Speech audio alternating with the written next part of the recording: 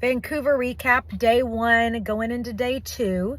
Second time we've gone 5 years later, which I think that was really interesting, just to be in the same place and do a do-over 5 years later, just like how different I felt, how different we are, different place in our marriage and work and life. So I think that was a pretty interesting component. I mean, we wanted to do Bard on the Beach, and the only option for that was a matinee yesterday. So basically everything yesterday was planned around. So like that's our anchor event.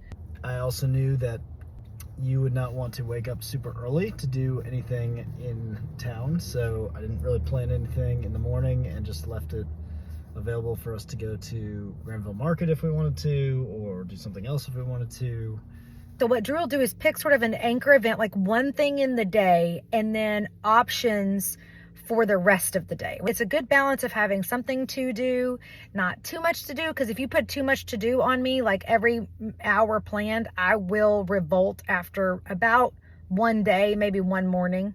At this point, I will revolt. Like, I don't like the overschedule, but I also don't want to like have nothing on the schedule. So Drew does a really good job of pick the anchor thing. Here are some options for the morning. That's basically how each day goes whenever we're on a trip. So I think from just like a more focused perspective on yesterday, in the morning, one thing that I did, or like I wanted to do, was go to the gym, because I didn't go to the gym the 2 days before. I knew we'd have another travel day, which we're kind of doing today. So went to the gym. It wasn't necessarily Drew's idea of a good time, but I think we were glad we did it. Good, yeah. Yeah. So got that movement in to kind of start and felt good in the day. And then we were trying to squeeze in going to the art museum, the Vancouver Art Museum, which was right across from our hotel. Went over there, didn't end up doing that because we sort of realized, okay, if we do this, we're going to be crunched on time in the museum and then crunched on time with Granville Island, which we'd gone there before. So we knew we wanted to do that. So we abandoned that idea. Had a quick, easy breakfast at the hotel, and then went to Granville Island, which is so awesome. That's what I was talking about yesterday, about doing the market thing and then kind of progressive food. Just sort of follow your nose and your tummy to pick different stuff. So then went to the Bard on the Beach, which what was so cool about that, in addition to being back to the same place 5 years later, like that is such a wake-up call to the growth you've experienced, or I guess not if you hadn't, and that feeling. So that was awesome. And the show was incredible. So Drew, taking one for the team, being amazing that he is, reread Hamlet. I read it a long time ago, but he reread Hamlet, and then the night before at dinner gave me the whole download recap. Like, that's what we were talking about this morning. Actually, Drew has a super duper skill. He has lots of super duper skills. I'm such a Drew stan. Is re-explaining plots. Like, for instance, the Game of Thrones series, he explained, 4.5 seasons to me? Something like that. Because I wasn't about to go back and watch all of that. And then I watched like just the last season of Game of Thrones. But anyway, he did that for Hamlet, which was awesome. Definitely recommend doing that if you're going to see a Shakespeare something. It just lets your brain off the hook with the plot so that you could listen and appreciate the acting. And what they did is they used the Hamlet lines. There weren't like extras, a little bit out of order to make the plot move more quickly, but in a modern setting, a modern-ish setting, and with some music, which sounds a little bit weird because it's Shakespeare, but it really brought that amazing work of art to life.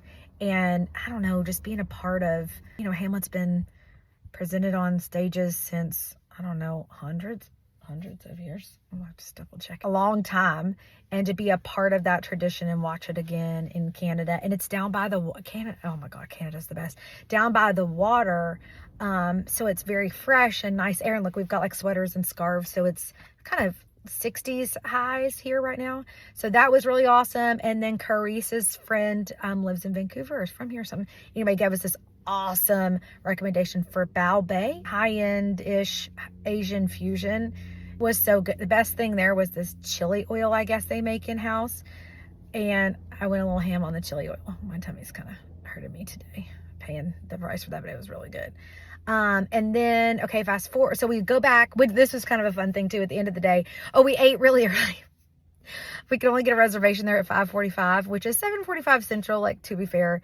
And also, if I had my druthers, I would eat at 5:45 probably every day, like 6 o'clock-ish. So I was happy as a clam. But one of the benefits of that, right, was that we were done early and had all this evening left.